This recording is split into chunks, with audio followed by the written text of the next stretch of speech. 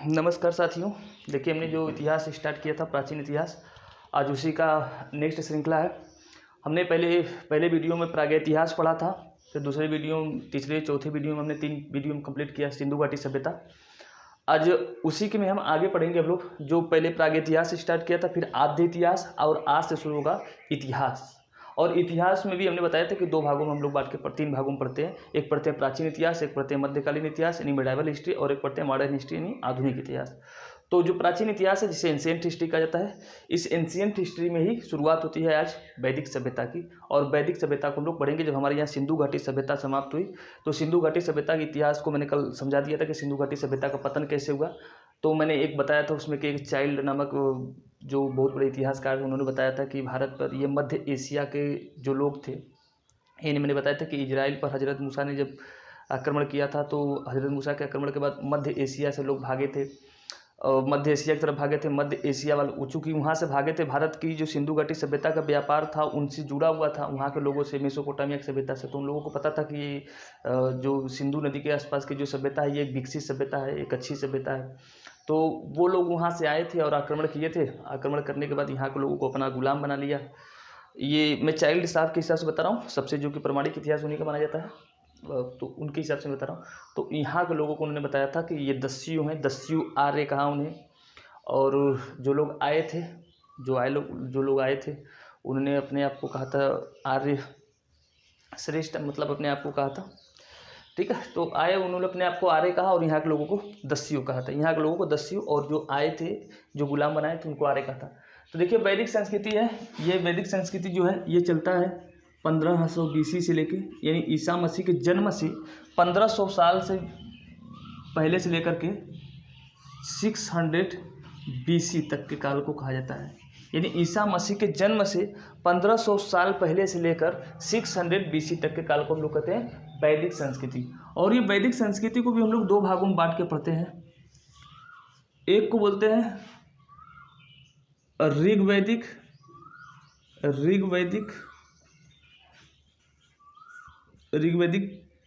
संस्कृति, और एक है उत्तर वैदिक संस्कृति। उत्तर वैदिक संस्कृति, ये ऋग्वैदिक जो संस्कृति है, यह 1500 BC से लेकर 1000 BC तक के काल तक था। यानी कि ईसा मसीह के जन्म से 1500 साल से लेकर 1000 तक के काल को कहा जाता है, पहले के, ईसा मसीह के जन्म से पहले के। और ये 1000 BC से लेकर 600 BC तक कहा जाता है। ऋग्वैदिक संस्कृति को पूर्व वैदिक संस्कृति भी कहा जाता है। ऋग्वैदिक को पूर्व वैदिक संस्कृति भी कहा जाता है, और इसे उत्तर वैदिक संस्कृति कहा जाता है।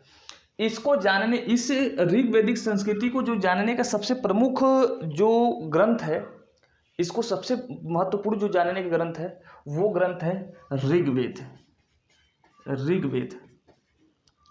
इसलिए इसका नाम है ऋग्वैदिक संस्कृति कहा जाता है, क्योंकि इस वक्त ऋग्वेद लिखे गए थे, इसलिए इस इतिहास को हम लोग क्या बोलते हैं, ऋग्वैदिक संस्कृति कहते हैं। फिर इस वक्त जो लिखे गए थे उन्हीं में था, एक था यजुर्वेद, इसी में सामवेद और अथर्ववेद लिखे गए थे इस वक्त के समय में। तो ऋग्वेद के इस आधार पर ही हम लोग क्या करते हैं, अपने भारत का इतिहास लिखा गया है। हमारे भारत का जो इतिहास जो समझा गया है ऋग्वैदिक संस्कृति के बारे में, वो किससे पता चला है, ऋग्वेद में। लेकिन सबसे पहले ये एक सवाल ये पूछता है कि आर्य कौन थे। जैसे हमारे भारत में आर्य शब्द आएगा बहुत बार। आर्य का अर्थ होता है श्रेष्ठ, आर्य का अर्थ होता है श्रेष्ठ कहा जाता है। यही जब आर्य भारत में आए थे, तो इसलिए भारत का नाम रखा गया था आर्यावर्त। जब ये आर्य भारत में आए थे, जो भारत में जो एक नगरीय सभ्यता थी, नगरीय सभ्यता, सिंधु घाटी सभ्यता एक नगरीकृत सभ्यता थी, वो जब समाप्त हुई हमारे भारत में, तो उसके बाद जो सभ्यता शुरू हुई, उस सभ्यता वो एक फिर ग्रामीण सभ्यता हो गई, यानी कि चरावाही पे आधारित हो गई। तो पूछा जाए कि सिंधु घाटी सभ्यता का सबसे प्रमुख विशेषता क्या है, या इनकी जो जीवन शैली थी वो कैसी थी, वो आप बताएंगे। चरावाही पे आधारित थे, पशुचारण पे आधारित थी। इससे पहले जो सिंधु घाटी सभ्यता थी वो किस पर थी, तो वो एक नगरीकृत थी और व्यापार पे आधारित थी। और ये लोग किस पर आ गए थे, तो ये लोग आ गए थे पशु चारण पे, क्योंकि ये मध्य एशिया के लोग थे। वहाँ पर पशु, चूँकि मैंने बताया था कि अरब जो मरुस्थल होता है उधर के मरुस्थलीय एरिया में लोग खेती उती करना जानते नहीं थे, तो उधर सब पशुओं पर ही ज़्यादा निर्भर रहते थे। तो उधर से जब भारत में ये लोग आए थे तो अधिकतर पशुओं में ही ज़्यादा इंटरेस्ट लेते थे, इसलिए यह वो भी भारत में आने के बाद पशु चारण पे ही आधारित हो गई, क्योंकि सिंधु नदी जो सिंधु सभ्यता थी वो तो नगरीय सभ्यता थी। तो देखिए हम लोग समझते हैं कि आर्य आए कहाँ से। अलग अलग विद्वानों का अलग अलग मत है कि ये आर्य आए कहाँ से थे। जैसे आपसे एग्जाम में पूछ लिया जाएगा कि इनके हिसाब से ये आर्य जो थे वो कहाँ से आए थे, तो आर्य का अर्थ मैंने बता दिया। आर्य का अर्थ होता है श्रेष्ठ या कुलीन। वो जो लोग आए थे यहाँ के लोगों को जो हराए थे ना, जो सिंधु सभ्यता के लोगों को हरा कर अपना गुलाम बना रही है, तो ये घमंड में थे, अपने आप को क्या बोलते थे, श्रेष्ठ बोलते थे, कुलीन बोलते थे, अभिजात्य बोलते थे। अभिजात्य, अभिजात्य का मतलब होता है वही कुलीन, श्रेष्ठ, अपने आप को घमंड में रहते थे, घमंड के साथ बात करते थे और यहाँ के लोग गुलाम बना लिया था। तो देखिए जैसे बाल गंगाधर तिलक से जो पूछा गया कि बताइए भाई ये आर्य लोग कहाँ से आए थे, तो आपको याद रखना है कि बाल गंगाधर तिलक ने बताया था, बाल गंगाधर तिलक, इनके हिसाब से ये जो आर्य लोग आए थे ये कहाँ से आए थे, ये आए थे आर्कटिक क्षेत्र से। आर्कटिक, आर्कटिक क्षेत्र क्या होता है भाई, अगर आप देखेंगे पृथ्वी का, तो ये जो उत्तरी ध्रुव और एक नीचे दक्षिणी ध्रुव, ये जो उत्तरी ध्रुव का क्षेत्र होता है इसे कहते हैं आर्कटिक क्षेत्र। अब इनको बाल गंगाधर तिलक को लगता है कि ज्ञान नहीं था, आर्कटिक क्षेत्र में कौन रहेगा इधर, ध्रुवों वहाँ पे कौन मरेगा, क्यों वहाँ से लोग आए थे। लेकिन बाल गंगाधर तिलक चूँकि एक ब्राह्मणवादी मानसिकता थे, बहुत बड़े ब्राह्मणवादी मानसिकता के थे, तो हो सकता है इनका अपना कोनो विचार रहा होगा। तो इनका कहना था कि अब चूँकि मुस्लिमों से नहीं दिखाना चाहते थे ना, जैसे अगर कहा जाता मध्य एशिया से आए हैं, मध्य एशिया से आए तो मतलब जिसमें मुस्लिम अधिक कंट्रियाँ आती हैं, तो इसका मतलब ये मानना पड़ता है कि जो हम लोग आए हैं इन मुस्लिम क्षेत्रों से ही निकल के आए हैं। उस वक्त वहाँ पर मुस्लिम समाज नहीं रहा करता था, वो तो बाद में पैगंबर साहब ने मुस्लिम धर्म बनाया है ना, लेकिन फिर भी इन्होंने नहीं माना। इन्होंने कहा कि इनका अपना मानना था कि आर्कटिक क्षेत्र से आए हैं। फिर उसके बाद एक विलियम जोन्स, ये ब्रिटिश इतिहास का, जिसने भारत में एशियाटिक सोसाइटी की स्थापना की थी 1784 में, आपको याद रखना है। तो उस विलियम जोन्स, इन्होंने क्या किया था, एशियाटिक सोसाइटी की स्थापना की थी 1784 में, विलियम जोन्स।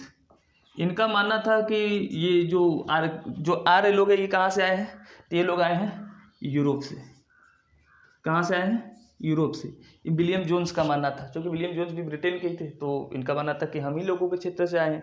ये चूँकि भारतीयों को दिखाना चाहते थे कि तुम लोग चिंता ना करो, जहाँ से हम आज आए हैं, मतलब ब्रिटेन से हम आज आए, तुम लोग हमसे पहले के आए हो, इसलिए हम में कोनो भेदभाव नहीं है। तो इन्होंने अपनी थोड़ी सी, हो सकता है कि समानता दिखाने के लिए बात की हो। फिर उसके बाद थे मैक्स मूलर साहब। ये मैक्स मूलर साहब का सबसे माना जाने वाला है, सबसे अधिक इन्हीं को माना जाता है, मैक्स मूलर। मैक्स मूलर ने बताया था कि ये मध्य एशिया के लोग हैं, मध्य एशिया के लोग हैं। इन्होंने रिसर्च किया था, तो इन्होंने बताया था कि मध्य एशिया। इन्होंने ऐसा क्यों कहा, क्योंकि मध्य एशिया में एक अभिलेख मिला है जिसका नाम है बोगज कोई अभिलेख। अच्छा, आपसे एग्जाम में पूछ लिया जाए कि भारत का सबसे प्राचीनतम अभिलेख जो है वो कौन सी है, तो आप बताएंगे सिंधु सभ्यता के अभिलेख है, लेकिन वो पढ़े नहीं गए हैं, वो पढ़े नहीं गए हैं जो सिंधु सभ्यता का अभिलेख है। लेकिन सिंधु सभ्यता के बाद के जितने अभिलेख प्राप्त हुए हैं उनमें से एक अभिलेख है बोगज कोई अभिलेख, लेकिन ये भारत में नहीं, भारत से बाहर है, मध्य एशिया, जिसे एशिया माइनर कहा जाता है। शायद ये जो है तुर्की उर्की के आसपास है ये अभिलेख, तुर्की या अफगानिस्तान में है उस वक्त। तो वहाँ पर ये अभिलेख प्राप्त हुआ है। वहाँ पर 4 देवताओं के नाम मिलते हैं, इंद्र, मित्र, नासत्य, ये आपसे एग्जाम में पूछा जाएगा कि जो भारत से बाहर सबसे पुराना अभिलेख मिला है उसका नाम क्या है, बोगज कोई। अभिलेख का मतलब क्या होता है कि जैसे अगर आपने पत्थरों पर, दीवारों पर या किसी धातुओं पर कुछ बातें लिख दी है तो उसे कहता है अभिलेख। किसी दीवार पे लिखना, किसी गुफा में लिखना, किसी पत्थर पे लिखना, किसी धातु पर जो बातें लिखी जाती हैं उसे कहा जाता है अभिलेख। ठीक है। और एक देवता थे जिनका नाम था, शायद मुझे अभी याद नहीं आ रहा है, तो इंद्र हो गए, मित्र हो गए, नासत्य हो गए वरुण, हाँ एक मित्र थे, एक देवता और थे जिनका नाम था वरुण। ये 4 देवता के नाम मिलते हैं। बोगज कोई अभिलेख से जो मिला है अभिलेख, वहाँ पे इन 4 देवताओं का नाम मिलता है। अभी देखिए एशिया माइनर का ही है। और हमारे भारत में ये जो ऋग्वेद लिखा गया है, इस ऋग्वेद में सबसे अधिक अगर किसी देवता का नाम आया है तो किसका आया है? इंद्र का नाम आया है। इसका मतलब है कि वो जो बोगज कोई अभिलेख प्राप्त हुई है, वहाँ से जब ये भाग कर आए तो अपनी उसी सभ्यता या उसी संस्कृति को लेकर के आएंगे भारत में। तो इसलिए यहाँ पर भी इंद्र का नाम सबसे अधिक है, वरुण का भी नाम है, मित्र का भी नाम है, नासत्य भी नाम है। तो इसका मतलब यही अनुमान लगाइए, मैक्स मुलर साहब ने बताया कि जो बोगज कोई अभिलेख है वो ईसा मसीह के जन्म से बहुत पहले का है, करीब 1400 साल का है, 1400 या 1800 BC का है। तो वहाँ से जब वो लोग भागे थे तो उस वहाँ के बोगज कोई अभिलेख से लिखे उखे तो वहाँ से लिखित साक्ष्य प्राप्त हुआ है। ये नहीं, और कुछ भी अभिलेख, और जैसे कि जो भाषा है, आप देखेंगे संस्कृत में कुछ भाषा में कुछ शब्द ऐसे आए हैं, कुछ शब्द ऐसे आए हैं संस्कृत में जो कि यूरोपीय संस्कृति के यूरोप के जो भाषा, जैसे कि रसियन हो गया, फ्रेंच हो गया, या अंग्रेजी हो गए, या फिर जर्मन हो गए, इनसे कुछ शब्द संस्कृत के मिलते जुलते हैं। यानी कि जो संस्कृत के जो शब्द हैं, संस्कृत के कुछ शब्द हैं वो यूरोपीय जो भाषा है उन भाषाओं के शब्दों से मिलता जुलता है। तो ये भी अनुमान लगाया कि मतलब कि मध्य एशिया से ही भाग के यूरोप में भी कुछ लोग गए हैं, कुछ लोग उधर गए हैं, कुछ लोग इधर भी भाग के आए थे।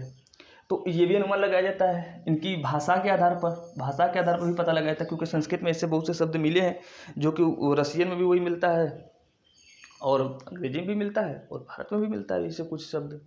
जैसे कि मैं बात करूं ब्रदर, इंग्लिश में ब्रदर बोलते हैं, रसियन में आप जाएंगे तो ब्रात बोलेंगे, ब्रात बोलेंगे, और संस्कृत में देखेंगे तो क्या बोलते थे? भ्रात। ये शब्द क्या है? एक जैसे नहीं मिलता जुलता है, ये शब्द मिल रहे हैं ना, तो शब्दों के आधार पर भी अनुमान लगाया गया कि उसी मध्य एशिया से ही अलग अलग जगह पर भाग के लोग गए हैं। ठीक है, क्योंकि उस वक्त ईसा मसीह के जन्म से 1800 साल पहले न तो कोई धर्म था, ना कोई जाति थी, कुछ भी नहीं था, कोई अल्लाह, न गॉड, न भगवान, कुछ भी नहीं था। लेकिन वो लोग अपना जिसे देवता मानते थे उन्हीं में थे कौन? इंद्र थे, मित्र थे, नसत्य थे, वरुण थे। ये लोगों को अपना देवता मानते, लेकिन किसी धर्म को मान के नहीं, बल्कि ऐसे ही एक देवता मान के चलते थे। फिर और कुछ अभिलेख भी प्राप्त हुए हैं, जैसे कि एक प्राप्त हुआ है बोगज कोई बात नक्श ए रुस्तम। ईरान में एक अभिलेख है जिसका नाम है नक्श ए रुस्तम। नक्श ए रुस्तम अभिलेख से भी पता चलता है कि सिंधु घाटी जो ये ऋग्वैदिक जो सभ्यता थी, इनका व्यापारिक संबंध किससे रहा है? इधर एशिया माइनर के साथ, मतलब इंडिया का जो ये मध्य एशिया के लोग हैं, इनके साथ भी व्यापारिक संबंध रहा है। नक्श ए रुस्तम और एक इराक से, ये याद रखना है कि नक्श ए रुस्तम किस देश से ये अभिलेख प्राप्त हुआ था? तो ये प्राप्त हुआ था ईरान से। कहाँ से प्राप्त हुआ था? ईरान से। और एक इराक से भी एक अभिलेख प्राप्त हुआ है, इराक से भी एक अभिलेख प्राप्त हुआ है, उसका नाम था कस्साइट। उस अभिलेख का क्या नाम है? कस्साइट अभिलेख। यह याद रखना है कि कस्साइट अभिलेख कहाँ था। जैसे नक्श ए रुस्तम दे देगा कि ये अभिलेख किस देश से प्राप्त हुआ है, आपके सामने ऑप्शन देगा अफगानिस्तान, ईरान, इराक, तुर्की। तो याद रहे कि नक्श ए रुस्तम जो है ये ईरान से प्राप्त हुआ है, और कस्साइट अभिलेख जो प्राप्त हुआ है ये कहाँ से प्राप्त हुआ है? इराक से। इससे भी पता चलता है कि भारत का व्यापारिक संबंध कहीं न कहीं किससे रहा होगा? इन देशों से था, पश्चिमी देशों के साथ था। पश्चिमी देशों जैसे कि अरब हो गए, तुर्की, सीरिया, ये सब हो गए। फिर एक और अभिलेख प्राप्त हुआ जिसका नाम है मितन्नी अभिलेख प्राप्त हुआ है। ये जो है ये कहाँ पर है? सीरिया में मितन्नी अभिलेख। यहाँ पर इस मितन्नी अभिलेख में पहली बार आर्य शब्द मिला है, आर्य शब्द। और हमारे भारत में आने के बाद भी तो अपने आप को आर्य ही कहते थे। इसका मतलब ये सीरिया जो है वही इजराइल के ऊपर पड़ता है, इजराइल के जस्ट थोड़ा सा ऊपर बगल में पड़ता है सीरिया, जिसकी राजधानी दमिश्क है। वहाँ से जो मितन्नी अभिलेख प्राप्त हुआ है, मितन्नी जगह का नाम है, उस मितन्नी में एक अभिलेख प्राप्त हुआ है पत्थर पे लिखा हुआ, जिसमें वहाँ पर आर्य शब्द प्रयोग हुआ है। आर्य शब्द प्रयोग हुआ है, तो इसका मतलब है कि वही जगह से आए हैं। तो इराक जब यहाँ मितन्नी यानी सीरिया से जब चले हैं तो मध्य एशिया यानी अफगानिस्तान से होते हुए भारत में आक्रमण इन्होंने किया था। ये बातें मैक्स मुलर ने समझाया था, बड़े अच्छे से बताया था। और अलग अलग लोग कहते थे, लेकिन सबसे अधिक जो मान्य है वो किसका है, मैक्स मूलर साहब का है।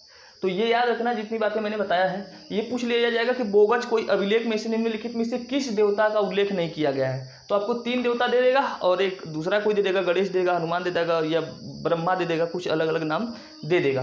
तो ये चारों याद रहने चाहिए। फिर मैंने बताया कि नक्श ए रुस्तम कहाँ से है, ईरान से। कस्साइट कहाँ से है, इराक से। मितन्नी कहाँ से है, सीरिया से है। ठीक है, तो ये अभिलेख है। फिर उसके बाद एक और व्यक्ति थे, हमारे उत्तर प्रदेश के मुख्यमंत्री थे, जिसका नाम था दयानंद संपूर्णानंद। क्या नाम था, संपूर्णानंद, मुख्यमंत्री थे ये भी ब्राह्मण ही थे, संपूर्णानंद। तो इन्होंने बताया था कि जो ये आर्य लोग थे ये कहीं से आए नहीं थे, बल्कि भारत के ही रहने वाले लोग थे। जब भारत के ही रहने वाले लोग थे तो यहाँ के ही लोगों को क्यों गुलाम बना लिया भाई। इन्होंने कहा कि सप्त सैंधव प्रदेश के हैं। सप्त सैंधव क्या होता है, तो सिंधु को लेकर के 7 नदियाँ, सिंधु को लेकर 7 नदियों को कहता है सप्त सैंधव प्रदेश। इसे मैं मिटा देता हूँ। सिंधु को लेकर 7 नदियों को कहा जाता है सप्त सैंधव प्रदेश। ठीक है, तो देखिए अब सप्त सैंधव प्रदेश क्या है। जैसे कि सिंधु नदी हो गया, इसमें सबसे, अगर पूछे जाए कि ऋग्वेद में सबसे अधिक किस नदी का नाम आया है, तो आप बताएंगे कि सिंधु नदी का नाम सबसे अधिक बार आया है। सिंधु है, झेलम है, फिर चिनाब है, फिर रावी, फिर व्यास, फिर सतलज। सिंधु, झेलम, चिनाब, रावी, व्यास, सतलज 6 हो गए, और एक है सरस्वती।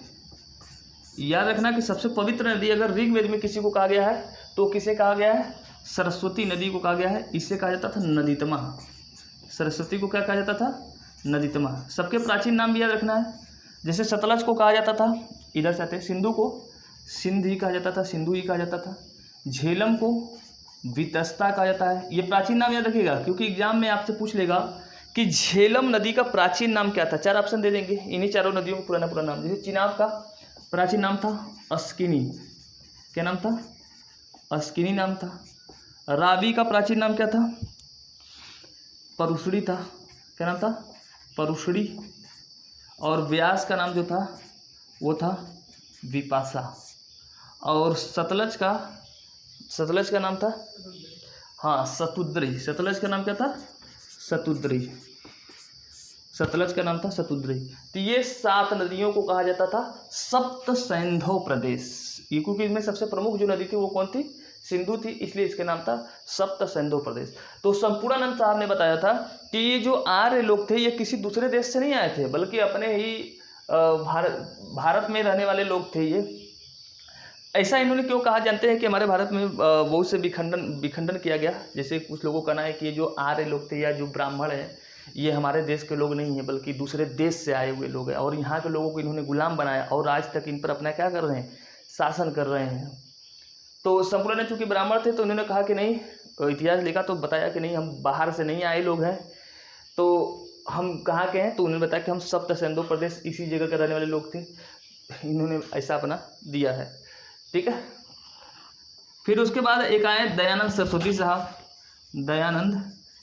साहब। इनका भी अलग दिमाग चलता था। दयानंद सरस्वती ये व्यक्ति थे, ये कहते थे वेदों की ओर लौटो मतलब अधिक वैदिक काल की ओर लौटो। ऋग्वैदिक मतलब फिर से यहाँ पर वर्ण व्यवस्था, चूँकि इसमें वर्ण व्यवस्था तो थी लेकिन जन्म आधारित नहीं थी, बल्कि कैसी थी, कर्म आधारित थी। लेकिन फिर भी बहुत सी बुराइयाँ थी ऋग्वैदिक काल में। वह आधुनिक चीज़ों को छोड़कर आप मतलब कि एक नए समाज में न जाकर आप फिर से एक प्राचीन समाज में जाइए, ऐसी सोच रखने वाले थे कौन, दयानंद सरस्वती। इनकी वजह से भारत में हिंदू मुस्लिम का मुद्दा बहुत तेज़ी से बढ़ा था। ठीक है, तो इन्होंने बताया था कि हम लोग जो आए हैं, आर्य लोग जो आए हैं, ये कहाँ से आए हैं, तिब्बत से आए हैं। कहाँ से आए हैं, तिब्बत से आए हैं। तो ये आपको याद रखना है जो मैंने बातें आपको बताई ऋग्वेद संस्कृति और उत्तर वैदिक संस्कृति में, कि आर्य जो है, आर्य का अर्थ क्या होता है, श्रेष्ठ कुलीन अभिजात। और अलग अलग लोगों ने क्या क्या कहा है कि हम लोग कहाँ कहाँ से आए हुए हैं, और कौन कौन से अभिलेख हैं जो हमें इनके बारे में बहुत प्रमुख बातें बताती हैं। ठीक है,